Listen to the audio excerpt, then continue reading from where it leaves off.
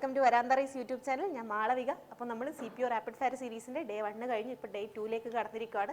Day 2 വീഡിയോയിലേക്ക് നമുക്കിന്ന് കടക്കാം. അപ്പോൾ ഇന്നത്തെ 10 ക്വസ്റ്റിനും അതുമായിട്ട് റിലേറ്റ് ചെയ്ത 10 ഫാക്ട്സും അതുമായിട്ട് റിലേറ്റ് ചെയ്ത ഫാക്ട്സും നമുക്ക് നോക്കാം. അപ്പോൾ ഫസ്റ്റ് ക്വസ്റ്റിനിലേക്ക് കടക്കാം.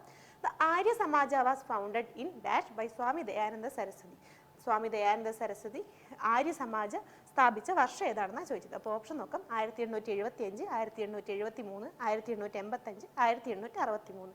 അപ്പോൾ ആൻസർ വരുന്നത് 1875 ആണ്. 10 ഏപ്രിൽ 1875. 10 ഏപ്രിൽ 1875 സ്വാമി ദയാനന്ദ സരസ്വതി ആര്യ സമാജം സ്ഥാപിച്ചത്.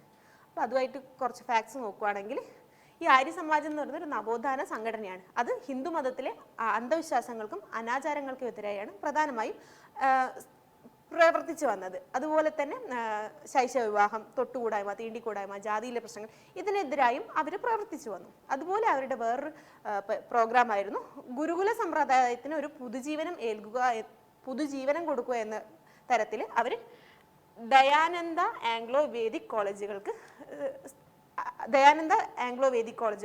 തുടക്കം കുറിച്ചു. അപ്പം 1886 ലാഹോറിലാണ് ഇവർ ആദ്യത്തെ കോളേജ് സ്ഥാപിച്ചത്.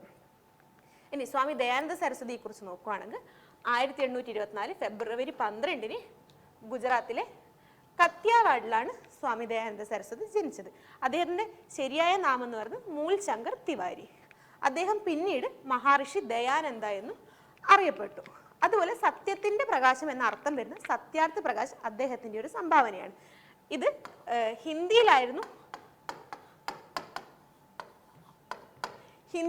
അദ്ദേഹം എഴുതിയത്. പിന്നീട് പല ഭാഷകളിലേക്കും തർജ്ജമ ചെയ്യപ്പെട്ടു. അദ്ദേഹം 1883 ഒക്ടോബർ 30 നിര്യാതനായി. നമ്മൾ അടുത്ത ക്വസ്റ്റിലേക്ക് പോവുകയാണെങ്കിൽ, who among the following was the viceroy of India during the formation of the Indian National Congress. Indian National Congress സ്ഥാപിക്കുന്ന സമയത്ത് ഇന്ത്യൻ വൈസ്രോയ് ആരായിരുന്നു? ഓപ്ഷൻസ്: ഓ Lord Lytton, Lord Ripon, Lord Dufferin, ഓ ലോർഡ് മയോ. നമ്മുടെ answer തന്നെ Lord Dufferin ആണ്. Indian National Congress സ്ഥാപിക്കുന്ന സമയത്ത് ഇന്ത്യയുടെ വൈസ്രോയ് ലോർഡ് ഡഫറിൻ ആയിരുന്നു. നമ്മൾ അതിനെക്കുറിച്ച് നോക്കുകയാണെങ്കിൽ 1884 തൊട്ട് 1888 വരെയായിരുന്നു ലോർഡിൻ ഇന്ത്യൻ വൈസ്രോയ് ആയിട്ട് ഭരിച്ചിരുന്നത്. അതുപോലെ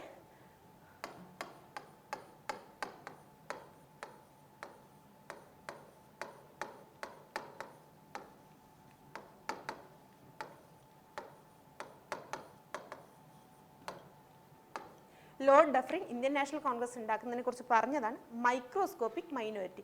ഇന്ത്യൻ നാഷണൽ കോൺഗ്രസിന് ലോർഡ് ഡഫറിൻ പറഞ്ഞതാണ് മൈക്രോസ്കോപ്പിക് മൈനോരിറ്റി. ഇനി ഇന്ത്യൻ നാഷണൽ കോൺഗ്രസിനെ കുറിച്ച് നോക്കുകയാണെങ്കിൽ, ഒരു ഇംഗ്ലീഷ് ഉദ്യോഗസ്ഥനായ അലൻ ഒക്ടോവിയൽ ഹ്യൂം മുൻകൈ എടുത്താണ് ഇന്ത്യൻ നാഷണൽ കോൺഗ്രസ് 1885 സ്ഥാപിക്കുന്നത്. ഈ 1885 ഇന്ത്യൻ നാഷണൽ കോൺഗ്രസ് സ്ഥാപിക്കുന്നതിന് മുമ്പ്, അതായത് 1884 ഇന്ത്യൻ നാഷണൽ യൂണിയൻ എന്ന പേരിലായിരുന്നു, ഇന്ത്യൻ നാഷണൽ യൂണിയൻ എന്ന പേരിലൊരു സംഘടന ഉണ്ടായിരുന്നു. ആ സംഘടനക്കാണ് പിന്നെ നമ്മൾ പേരിന് മാറ്റം കൊടുത്ത് ഇന്ത്യൻ നാഷണൽ കോൺഗ്രസ് എന്ന് ആക്കിയത്.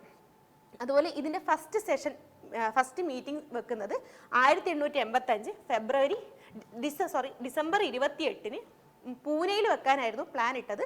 പിന്നെ പ്ലാഗ് ബാധ കാരണം അത് ബോംബെയിലേക്ക് മാറ്റുമായിരുന്നു.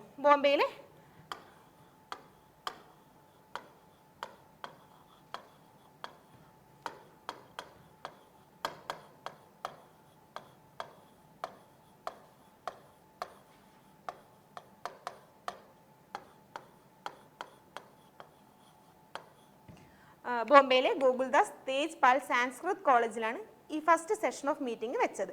അപ്പോൾ അതിൻ്റെ ഫസ്റ്റ് സെഷൻ്റെ ചെയർപേഴ്സൺ എന്ന് പറയുന്നത് WC ബാനർജിയാണ്. അതുപോലെ ഈ മീറ്റിംഗ് 28 തൊട്ട് 31 ഡിസംബർ വരെയായിരുന്നു ഉണ്ടായത്. അതുപോലെ 72 പ്രതിനിധികളാണ് ഈ മീറ്റിങ്ങിന് വന്നിരുന്നത്. നമ്മൾ അടുത്ത ക്വസ്റ്റ്യൻ നോക്കുകയാണെങ്കിൽ, which aquatic micro organism eat phytoplankton and then become food for fish, crustaceans and other large species. Crustaceans എന്ന് പറയുന്നത് ഒരു ഞണ്ട് വർഗ്ഗത്തിൽ പെടുന്നൊരു ജീവിയാണ്.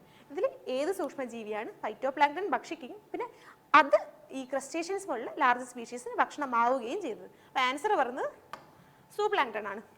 അപ്പോൾ സൂപ്ലാങ്ക്ടൺ എന്താണെന്ന് നമ്മൾ അറിയുന്നതിന് നമുക്ക് പ്ലാങ്ക്ടൺ എന്താണെന്ന് നോക്കാം. അപ്പോൾ പ്ലാങ്ക്ടൺ എന്ന് പറഞ്ഞാൽ വെള്ളക്കെട്ടുകളിലും കണ്ടുവരുന്നൊരു സൂക്ഷ്മജീവിയാണ്. ഈ പ്ലാങ്ക്ടൺ എന്ന് പറയുകയാണെങ്കിൽ ഫ്രഷ് വാട്ടറിലും മെറൈൻ വാട്ടറിലും ഫുഡ് പിരമിഡ് നോക്കുകയാണെങ്കിൽ അതിൻ്റെ ബേസ് ആയിട്ടുള്ളൊരു ഘടകമാണ് പ്ലാങ്ക്ടൺ എന്ന് പറയുന്നത്. അതുപോലെ ഇത് സോൾട്ട് വാട്ടറിലും ഫ്രഷ് വാട്ടറിലും കണ്ടുവരുന്നൊരു സൂക്ഷ്മജീവിയാണ്. അതുപോലെ ഈ പ്ലാങ്ക്ടന്റെ പോപ്പുലേഷനെ നമുക്ക് ആ വെള്ളത്തിന്റെ ക്ലാരിറ്റി അനുസരിച്ച് മനസ്സിലാക്കാം. വെള്ളത്തിന് നല്ല ക്ലാരിറ്റി ഉണ്ടെങ്കിൽ അതിന് പ്ലാങ്ക്ടൺ പോപ്പുലേഷൻ കുറവായിരിക്കും. എന്നാൽ വെള്ളം പച്ച കളറോ ബ്രൗൺ കളറോ എല്ലാം ആവുകയാണെങ്കിൽ അതിൽ പ്ലാങ്ക്ടൺ പോപ്പുലേഷൻ കൂടുതലാണെന്ന് നമുക്ക് പറയാം. മെയിനായിട്ട് 2 ടൈപ്പ് പ്ലാങ്ക്ടൺ ആണുള്ളത്, ഫൈറ്റോ പ്ലാങ്ക്ടൺ, സൂ പ്ലാങ്ക്ടൺ. അതിൽ ഫൈറ്റോ പ്ലാങ്ക്ടൺ ഒരു സസ്യജീവിയായും സൂ പ്ലാങ്ക്ടൺ ആനിമൽസ് റിലേറ്റഡ് ആയിട്ടാണ് നമ്മൾ പറയുന്നത്. ഇനി ഫൈറ്റോ പ്ലാങ്ക്ടൺ നോക്കുകയാണെങ്കിൽ കരയിൽ മരങ്ങളും ചെടികളും ഫോട്ടോസിന്തസിസ് ചെയ്യുന്ന പോലെ വെള്ളത്തിൻ്റെ ഉള്ളിൽ ഫോട്ടോസിന്തസിസ് ചെയ്ത് ജീവിക്കുന്ന ഒരു ജീവിയാണ് ഫൈറ്റോ പ്ലാങ്ക്ടൺ.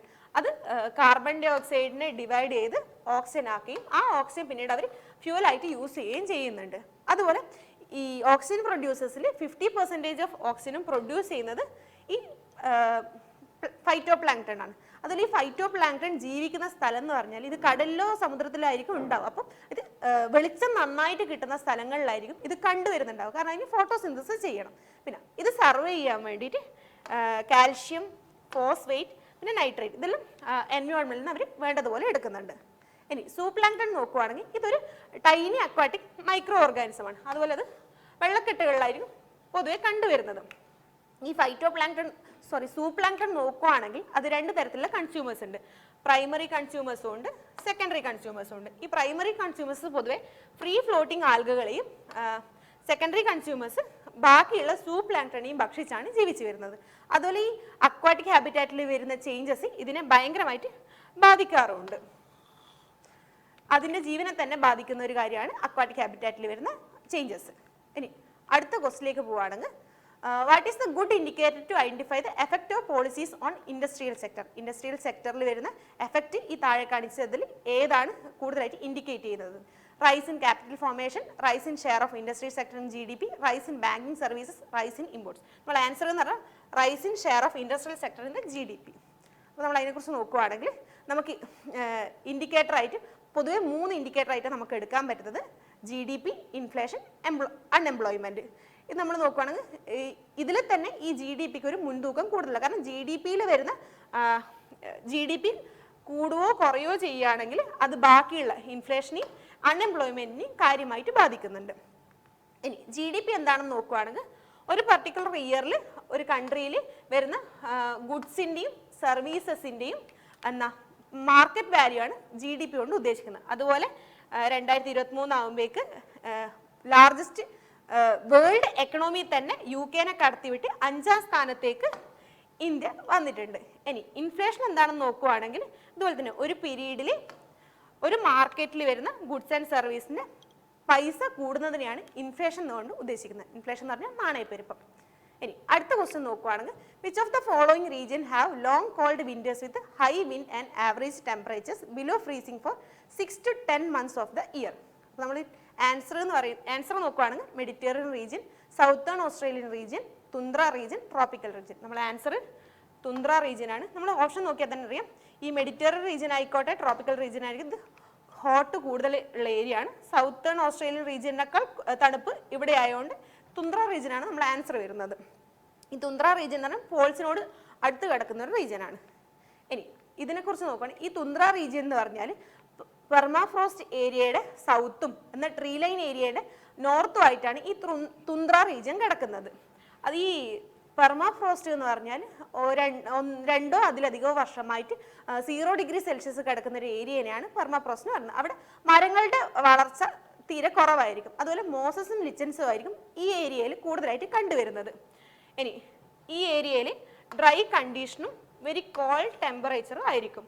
അതുപോലെ തന്നെ ചൂട് കാലത്ത് പോലും ഇവിടെ 10 ഡിഗ്രി സെൽഷ്യസിൽ കൂടുതൽ ടെമ്പറേച്ചർ കടന്നു പോകാറില്ല. ഇത് വരുന്നത് നോർത്തേൺ ഹെമിസ്ഫിയറിലാണ്. അപ്പോൾ ഇത് വരുന്ന സ്ഥലങ്ങൾ ഏതെല്ലാം നോക്കിയാൽ ആർട്ടിക് ഓഷ്യൻ്റെ സൈഡായിട്ടുള്ള നോർത്ത് അമേരിക്ക, യുറേഷ്യ, പിന്നെ ഗ്രീൻലാൻഡ്, ബോർഡർ ഓഫ് ഗ്രീൻലാൻഡ് എല്ലാമാണ് ഈ തുന്ദ്ര റീജിയൻ വരുന്നത്. ഇനി നമ്മൾ മെഡിറ്ററേനിയൻ റീജിയൻ നോക്കുകയാണെങ്കിൽ അവിടെ hot dry summers and mild rainy winter's ആണ് ഉള്ളത്. അതുപോലെ തന്നെ ഇത് ഉള്ള സ്ഥലങ്ങൾ ഏതെല്ലാം എന്ന് പറഞ്ഞാൽ മെഡിറ്ററേനിയൻ സീൻ്റെ സൈഡിലായ യൂറോപ്പ്, ആഫ്രിക്ക, ഏഷ്യ, ഇവിടെയെല്ലാം മെഡിറ്ററേനിയൻ റീജിയൻ കാണപ്പെടുന്നത്.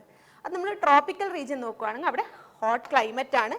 അതുപോലെ തന്നെ ഈ ട്രോപ്പിക്കൽ റീജിയൻ എന്ന് പറഞ്ഞാൽ ട്രോപ്പിക് ഓഫ് ക്യാൻസറിൻ്റെയും ട്രോപ്പിക് ഓഫ് കാപ്രിക്കോണിൻ്റെയും ഉള്ളിൽ ചുറ്റപ്പെട്ട് കിടക്കുന്ന സ്ഥലമാണ് ട്രോപ്പിക്കൽ റീജിയൻ. അതുപോലെ ഈ ട്രോപ്പിക്കൽ റീജിയൻ ടൊറോയിഡ് റീജിയൻ എന്നും കൂടി പറയപ്പെടുന്നുണ്ട്. ഇനി നമ്മൾ വരാന്ത റൈസിൻ്റെ 6 ലെവൽ പ്രാക്ടീസ് മെത്തേഡ് നോക്കുകയാണെങ്കിൽ തുടക്കത്തിൽ നമുക്ക് ബേസിക് ക്ലാസ്സസ് ഉണ്ടാവും. ബേസിക് ക്ലാസ് എക്സ്പേർട്ട് ഫാക്കൽറ്റി വന്നിട്ട് നമുക്ക് ബേസിക് ക്ലാസ്സസ് എടുക്കും. അതിൻ്റെ കൂടെ തന്നെ നമുക്ക് ബേസിക് സർക്കിൾസ് പോകുന്നുണ്ടാവും. ബേസിക് സർക്കിൾസിൽ 5 or 6 ആളായിട്ടുള്ള ഒരു ഗ്രൂപ്പ് ഓഫ് സ്റ്റുഡൻസിനെ കൂട്ടി അവർക്ക് മെൻറ്റർ സപ്പോർട്ടും അതുപോലെ ബേസിക് മെറ്റീരിയൽസും കൊടുത്ത് അവരുടെ ക്യാപ്പബിലിറ്റി കൂട്ടും. അത് കഴിയുമ്പം ഒരു എക്സാം വെച്ച് അവരുടെ എക്സ്ട്രീം സർക്കിൾസിലേക്ക് കടത്തിവിടുന്നതായിരിക്കും. ഈ എക്സ്ട്രീം സർക്കിൾസിൽ നമ്മൾ കൊടുക്കുന്ന മെറ്റീരിയൽസിൻ്റെ ലെവൽ കുറച്ചുകൂടി കൂടുതലായിരിക്കും. മെയിൻസ് ലെവൽ ക്വസ്റ്റ്യൻസ് ആയിരിക്കും അവർക്ക് കൊടുക്കുന്നുണ്ടാവുക. അവിടെയും നമുക്ക് മെൻറ്റർ സപ്പോർട്ട് പ്രൊവൈഡ് ചെയ്യുന്നതാണ്. അത് കഴിയുമ്പോൾ സൂപ്പർ ബാച്ച് ഉണ്ട്. സൂപ്പർ ബാച്ചിന് എക്സാം ഓറിയൻറ്റഡ് ആയിരിക്കും സൂപ്പർ ബാച്ച് വരുന്നത്. ഇപ്പം CPOയുടെ സൂപ്പർ ബാച്ചെല്ലാം നമുക്കിവിടെ തുടങ്ങിയിട്ടുണ്ട്. ഇനിയിപ്പം റിപ്പ് നോക്കുവാണെങ്കിൽ നമ്മൾ ഇത്രയും പഠിച്ചു, നമ്മുടെ സ്പീഡും കൺസിസ്റ്റൻസിയും കൂട്ടാൻ വേണ്ടിയിട്ടാണ് ഈ റിപ്പ് സെക്ഷൻ സഹായിക്കുന്നത്. ഇതൊരു continuous online mock section series ആണ്. പിന്നെ മോക്ക് ഇൻ്റർവ്യൂ നോക്കുവാണെങ്കിൽ ഒരു എക്സ്പേർട്ട് പാനൽ വെച്ച് ആ ഒരു കണ്ടീഷനിൽ നമ്മുടെ കോൺഫിഡൻസ് വർദ്ധിപ്പിക്കുക, നമ്മുടെ പോരായ്മകൾ എന്തെല്ലാം മനസ്സിലാക്കുക, അതുകൊണ്ട് ഈ മോക്ക് ഇൻ്റർവ്യൂ നമ്മളെ സഹായിക്കുന്നുണ്ട്. അതുപോലെ വരാന്ത റൈസിലേക്ക് ജോയിൻ ചെയ്യാനായിട്ട് നമുക്ക് ഓഫ്ലൈൻ ക്ലാസ്സസ് ഉണ്ട്, ഓൺലൈൻ ക്ലാസ്സസ് ഉണ്ട്. Offline class Monday to Friday regular batch ഉണ്ട്. സാറ്റർഡേ സൺഡേ ഈ വീക്കെൻഡ് ക്ലാസ് ഉണ്ട്. അപ്പം ഏതാ നമ്മുടെ താല്പര്യം അനുസരിച്ച് നമുക്ക് ഓഫ്ലൈൻ ആയാലും ഓൺലൈനായിട്ടും ജോയിൻ ചെയ്യാം. അവിടെ ജോയിൻ ചെയ്യാനുള്ള കോൺടാക്ട് നമ്പറാണ് സ്ക്രീനിൽ കൊടുത്തിരിക്കുന്നത്. അപ്പോൾ നമുക്ക് ബാക്കി ക്വസ്റ്റ്യൻസിലേക്ക് പോവാം. അടുത്ത ക്വസ്റ്റ്യൻ ആണ് impulse can be defined as. ഇമ്പൾസിനെ എങ്ങനെ ഡിഫൈൻ ചെയ്യാം? The force acting on a body for a very long time, the work done by a body for a short time, the force acting on a body for a short time, the temperature acting on a body for a short time. നമ്മൾ answer എന്ന് പറയുന്നത് force acting on a body for A short time ആണ്. അതായത് ഒരു ബോഡിയിൽ ചെറിയ സമയം കൊണ്ട് ഉണ്ടാക്കുന്ന ഫൈനൈറ്റ് ചേഞ്ച് ഇൻ മൊമെന്റം ആണ് ഇമ്പൾസ് എന്ന് പറയുന്നത്. പിന്നെ ഇതിനെ ചേഞ്ച് ഇൻ മൊമെന്റം എന്നും കൂടി പറയാറുണ്ട്. അതുപോലെ ഇത് കണ്ടുപിടിക്കാനുള്ള ഇക്വേഷൻ എന്ന് പറഞ്ഞാൽ impulse is equal to force into time duration ആണ്. ഇനി ഇമ്പൾസിനെ നമുക്ക് J എന്ന് പറയുന്ന യൂണിറ്റ് വെച്ചിട്ട് ഇൻഡിക്കേറ്റ് ചെയ്യാവുന്നതാണ്. അതുപോലെ ഈ ഇമ്പൾസ് എന്ന് പറയുന്നത് വെക്ടർ ക്വാണ്ടിറ്റിയാണ്. വെക്ടർ ക്വാണ്ടിറ്റി എന്ന് പറയുമ്പോൾ അതിന് ബോത്ത് മാഗ്നിറ്റ്യൂഡ് ഉണ്ടാവും, ഡയറക്ഷൻ ഉണ്ടാവും. ഇനി അടുത്ത ക്വസ്റ്റ്യൻ നോക്കുവാണെങ്കിൽ Malik Kafur was the commander of which among the following Khilji rulers who sent him with his large army to conquer South India? അപ്പോൾ ഓപ്ഷൻസ് ഖുസ്രു ഖാൻ, അലാവുദ്ദീൻ ഖിൽജി, കുത്തബുദ്ദീൻ മുബാറക് ഷാ, ജലാലുദ്ദീൻ ഖിൽജി. നമ്മളെ ആൻസർ അലാവുദ്ദീൻ ഖിൽജിയാണ്. അലാവുദ്ദീൻ ഖിൽജിയാണ് മാലിക് കഫൂറിനെ സൗത്ത് ഇന്ത്യയിലേക്ക് കോൺക്വർ ചെയ്യാൻ വിട്ടയച്ചത്. ഈ മാലിക് കഫൂർ എന്ന് പറയുന്നത് അലാവുദ്ദീൻ ഖിൽജിന്റെ ആർമിയുടെ ജനറൽ ആയിരുന്നു. ഈ അലാവുദ്ദീൻ ഖിൽജി ഒരു ഡൽഹിയിൽ സുൽത്താനേറ്റിലെ റൂളർ ആയിരുന്നു. അതുപോലെ 1296 തൊട്ട് 1316 AD അലാവുദ്ദീൻ ഖിൽജി ഭരിച്ചു വരുന്നത്. അലാവുദ്ദീൻ ഖിൽജി 2 സക്സസ്ഫുൾ ക്യാമ്പയിനാണ് സൗത്ത് ഇന്ത്യയിൽ നടത്തിയിട്ടുള്ളത്. ഒന്ന് കാക്കാത്തിയോസ് ഓഫ് വാറങ്കലുമായിട്ടും ഒന്ന് ഹൊയ്സാലാസും ആയിട്ടായിരുന്നു. ഇനി അടുത്ത ക്വസ്റ്റ്യൻ നോക്കുകയാണെങ്കിൽ which of the following lake is correctly paired with the state in which it is located? Dal lake Himachal Pradesh, Bhimtal lake Uttarakhand, Chilika lake Maharashtra, Loktak lake Assam. നമ്മൾ ആൻസർ നോക്കിയാൽ ഇതിൽ ബിംടക് ലേക്ക് ഉത്തരാഖണ്ഡ് മാത്രമാണ് ശരിയായിട്ടുള്ളത്. ബാക്കിയെല്ലാം റോങ് ആയിട്ടാണ് പെയർ ചെയ്തിട്ടുള്ളത്. ഇനി ബിംടൽ ലേക്കിനെ കുറിച്ച് നോക്കുകയാണെങ്കിൽ ബിംടൽ എന്ന പ്രദേശം അതായത് ഉത്തരാഖണ്ഡിലെ ബിംടലിലാണ് ബിംടൽ ലേക്ക് സിറ്റുവേറ്റ് ചെയ്യുന്നത്. അതുപോലെ 1883 സ്റ്റോറേജിന് വേണ്ടി ഒരു മെഷനറി ഡാം ബിംടക് ലേക്കിൽ ഉണ്ടാക്കിയിട്ടുണ്ട്. അതിൽ കുമ്മൻ റീജിയനിലാണ് ഈ ബിംടക് ലേക്ക് സിറ്റ് ചെയ്യുന്നത്. ഈ കുമ്മൻ റീജിയനെ നമ്മൾ ലേക്ക് ഡിസ്ട്രിക്ട് ഓഫ് ഇന്ത്യ എന്നും പറയപ്പെടുന്നുണ്ട്. അതുപോലെ ഈ ലേക്കിന് നടുക്ക് ഒരു ഐലൻഡ് ഉണ്ട്. ഈ ഐലൻഡ് എന്ന് പറഞ്ഞാൽ ടൂറിസ്റ്റിനെ ഭയങ്കരമായിട്ട് അട്രാക്ട് ചെയ്യുന്ന ഒരു സ്ഥലവും കൂടിയാണ്. ഇനി അടുത്ത ഓപ്ഷൻ ദാൽ ലേക്ക് നോക്കുവാണെങ്കിൽ ജമ്മു കാശ്മീരിലെ സ്ഥലമായ ശ്രീനഗറിലാണ് ഈ ദാൽ ലേക്ക് സിറ്റുവേറ്റ് ചെയ്യുന്നത്. അതുപോലെ ദാൽ ലേക്കിന് jewel in the crown of Kashmir എന്നും ശ്രീനഗേഴ്സ് ജ്വൽ എന്നും അറിയപ്പെടുന്നുണ്ട്.